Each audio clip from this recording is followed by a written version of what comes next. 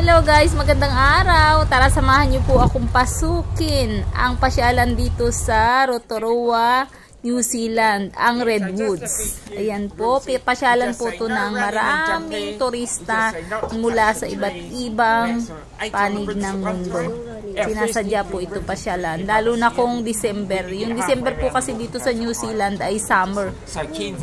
Kaya, yun po yung time para pasyal. Thank you so much. Tapos na yung briefing, kaya lakad-lakad na tayo. Simulan na natin ang paglalakad dahil mahaba po ang 700 meters na walkway. At napakataas na puno na may taas na 25 meters high. 25 meters high po yung taas ng puno. Nakaka-amaze talaga pag nandun ka na sa taas. Yan po ay may bridge, kaya safe naman po. Tapos ayan, do not may touch harang the bawat, trees. Bawat lalakaran mo. Kaya safe Barking naman. might touch this board. Yung nga lang, pag mahiluhin ka, ayun, medyo nakakasuka-suka. Kapag gumagalaw-galaw kasi. Tapos yun nga po pala na bawat akyat dyan, kailangan maximum 8 lang na kayo sa sa bridge. No! Don't push me. Kaya. Tapos may maximum of 8 person on the bridge. Dapat 120 kilograms yung yung tao na yung bawat many car individual over na there. sasakay diyan. Later after them. Okay? Tapos 8 yung maximum na tao na pwedeng magsabay-sabay na lumakad doon sa sa bridge. Yan po. Sabing do not touch eh. At ang kulit ng anak ko do diyan. not touch. Sinabi ng bawal i-touch yung yung puno. Ay tinatouch kasi nila. At ang dahilan po daw bakit hindi pwedeng i-touch yung puno na yan kasi nga baka may dala tayong bakterya. Bawal mabakterya yung yung mga puno na yan kasi inaalagaan talaga yan.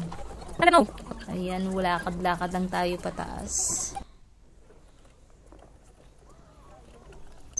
Pag-akyat nga po pala dyan sa Redwoods, ang pagpasyal ay meron din pong bayad. May ticket po. Bibili muna tayo ng ticket dyan bago makapasok. Mayroon pang individual at mayroon din pang family. Pag family pack po yung kukunin natin, family package ay mas makakatipid po tayo. 20 meter high na? Bawal? Anong bawal? Ayan na. Bawal din po yung mayroong baby carrier dyan sa paakyat na yan. Kasi 20 meters high na to. Yung hagdan na yan mula dyan sa baba ng hagdan. 20 meters na po yung aakyatin. 20 meters high. So, talaga namang nakakalula. Paakyat.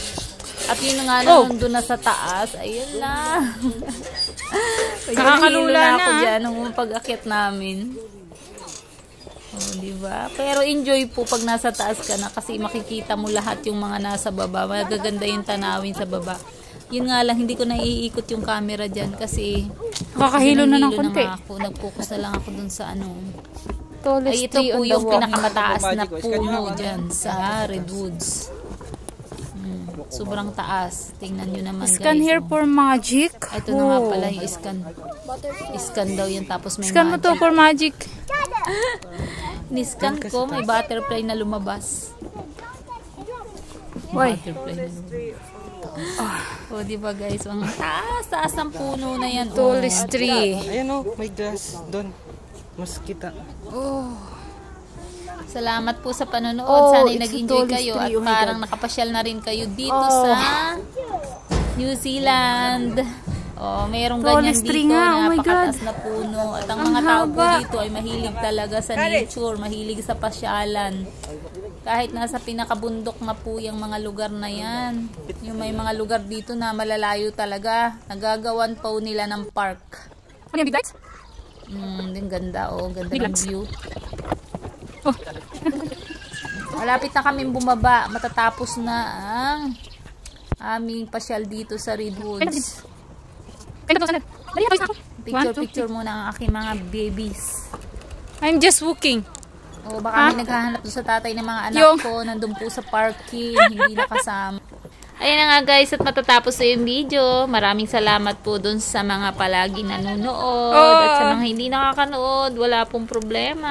Naku mo! Gusto ko lang ipakita yung mga places dito sa New pinapawisan ako Zealand. sa nangyayari. Para na rin kayong makaabot dito. Kung Nagjo-joke pa makikita talaga. nyo yung mga videos na to. Yung kakaiba. Wala lang tayong kasunod eh. Amazing nature.